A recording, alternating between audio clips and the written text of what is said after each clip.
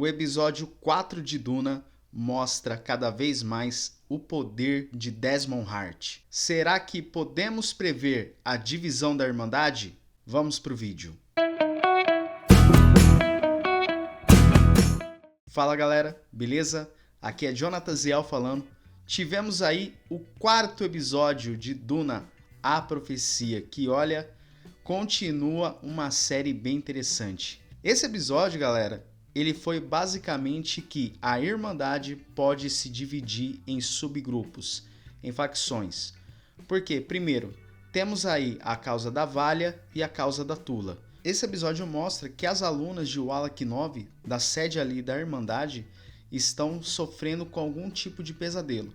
Tanto envolvendo aquele poço ali central de Wallach 9, principalmente daquele pátio ali, e até mesmo envolvendo a morte da Doroteia. Se a gente for entender bem, uma dessas alunas ela não é afetada por esse pesadelo.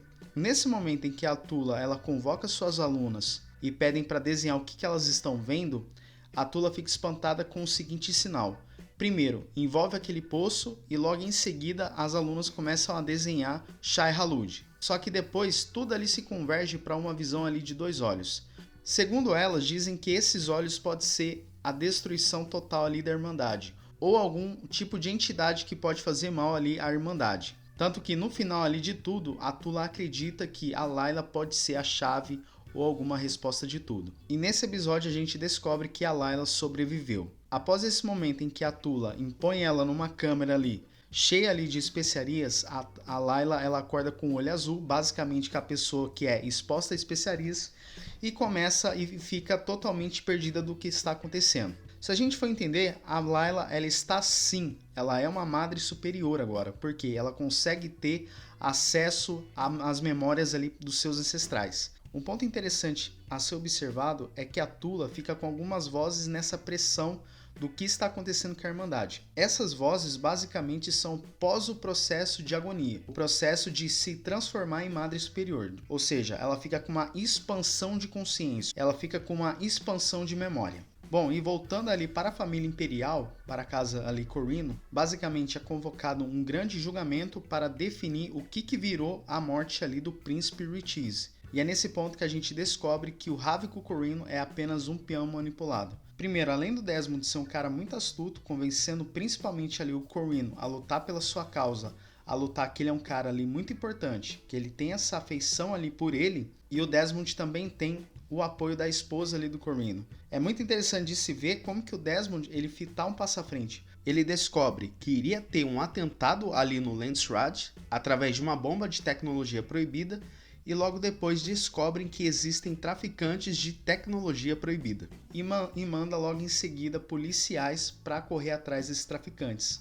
E não é à toa que no Landsraad ele consegue capturar esses traficantes e logo em seguida os executando usando seus poderes. Porque primeiro, para a gente entender por que o Desmond executou aqueles rebeldes, a gente tem que entender o lado da Valia. Como a gente tem essa rixa pessoal da Valia com os Atreides, então a Valia basicamente queria que a casa Harkonnen fosse uma casa importante. Tanto que ela elege o seu sobrinho Harold como um cara diplomata, elevando seu status ali de barão, de duque e defender a causa ali o assassinato ali do príncipe Richiz. Se a gente for entender bem, a Valia ela é uma Bene Gesserit importante, tanto que ela manipula todas essas informações e fazendo com que convença o Harold a se tornar um cara diplomático, resolver as coisas na base da conversa. Tanto que a intenção dele no Landsraad era fazer com que tivesse alguma investigação sobre o assassinato do príncipe Richiz. Mas o que ele, tanto a princesa Inês, que também estava contra sua casa, a casa Corrino, não esperavam, era que o Desmond ele confessasse o seu crime e começar uma revolta em cima dos rebeldes, daqueles que têm ali ou comércio ali de tecnologias derivadas de máquinas pensantes, ou seja, aquela tecnologia ali proibida. No momento em que o Desmond usa seus poderes ali nos traficantes, a gente vê um flashback dele sendo engolido pelo Shai-Hulud e logo em seguida sendo renascido. Quando essa visão termina, se a gente for olhar bem, o que aparece logo depois dessa visão? Aparecem olhos meio como se fosse com barulhos de coisas eletrônicas. Quem sabe aqueles olhos sejam aqueles mesmos vistos pelas madres ali em Wallach 9, aquela visão em que a Tula pediu para suas alunas desenharem o que viu. Então fica aí mais uma pista aí que a série está nos dando sobre o que pode ser aquela entidade. Será que aquela entidade, sim, era uma máquina pensante antes? Não sei, a gente vai ter que descobrir os próximos episódios. O que a gente não sabe depois é que o que são aqueles machucados depois que o Desmond usa os seus poderes. Porque toda vez que ele usa, ele sempre se prejudica, ele sempre se machuca. Até mesmo quando o Corrino ele tenta confortar ele sobre não usar os seus poderes. Mas vale a pena lembrar que esse episódio, sim, a gente descobre que o Imperador é apenas um título. Ou seja, ele não tem poder nenhum, ele só tá lá para ser o símbolo da casa. No momento em que o Desmond ele confessa o seu assassinato, em que Richeese usou uma tecnologia proibida, ele impõe uma lei e ordena uma caçada contra o pessoal que usa tecnologia proibida. Isso faz com que seja uma surpresa para o Corrino, porque ele não esperava disso e que por muitas das vezes ele que tinha que tomar essa decisão, mas ele tinha receio dessa decisão.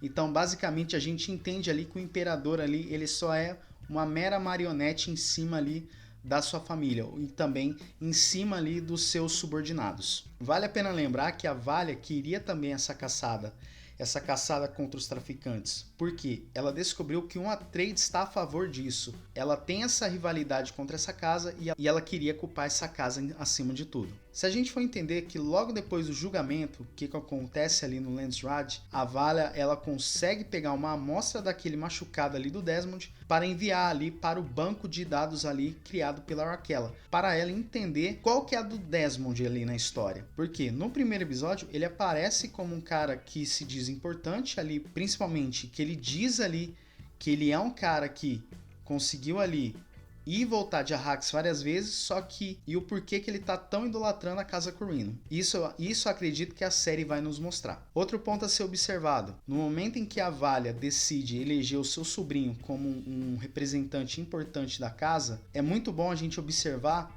a importância do Griffin, porque o Griffin ele era um cara que ele queria que a casa Harkonnen fosse uma casa grande, porque era o que ele queria, só que a diferença é que ele ia mais para um lado diplomático e a Valia era para um lado mais agressivo, mais ali de vingança. Tanto que a causa em comum entre a Valia e o Griffin era provar que a casa Atreides estava errada. Só que nesse momento o único que considerava a Valia errada era o seu tio. Ou seja, basicamente o propósito também da Valia era fazer com que a casa Harkonnen fosse uma casa grande. Só que a Valia queria para esse lado mais agressivo. Tanto que o único empecilho para isso era o seu tio. E acaba acontecendo que ela acabou matando o seu tio. Vale a pena lembrar que antes ali do julgamento, o boato da morte ali do Richeese já estava sendo espalhado por todo o Império. Só que ninguém estava contando de maneira pública. Evento esse que aconteceu lá no Landsraad. E uma coisa muito interessante a se observar nesse episódio, a gente não sabe